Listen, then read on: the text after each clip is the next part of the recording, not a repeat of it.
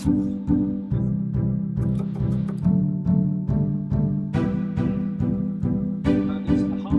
everybody, Simon Majumdar here. What you may not know about me, amongst my other kind of passions, is that I love food history. I love knowing where food came from and how it impacted who we are today.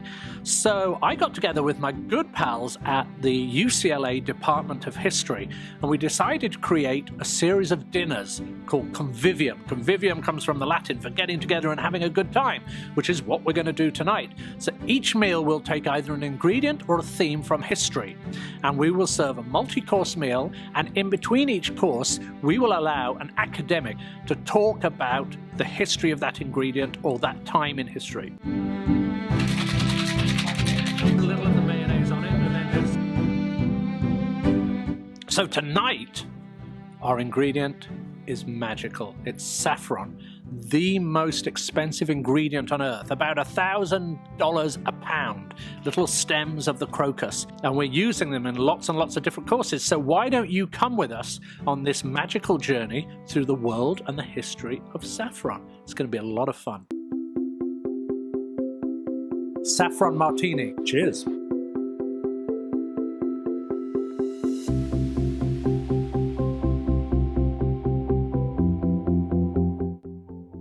I'm Stephen Aaron, and I'm the chair of the UCLA History Department, and I'm really delighted to get to welcome everyone to the inaugural Convivium, Dining Through History.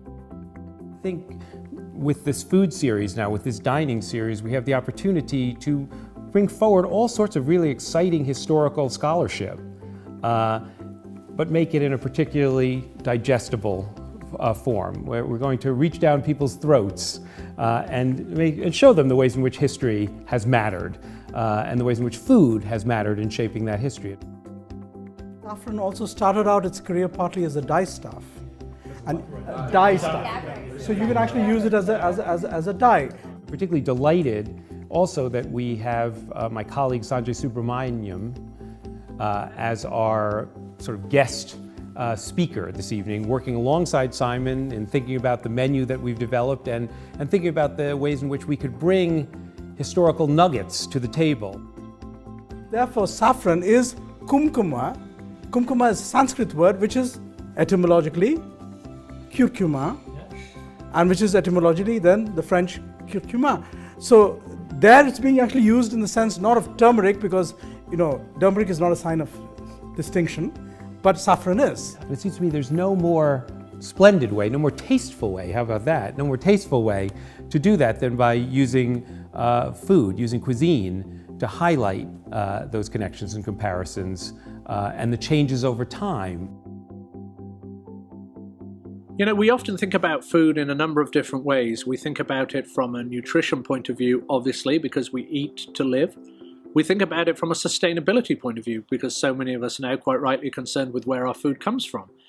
But what we don't often think about is why we eat what we do.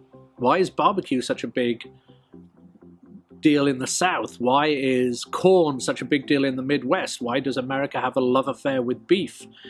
And so those all have historical reasons, and that's what we're going to try and explore in Convivium.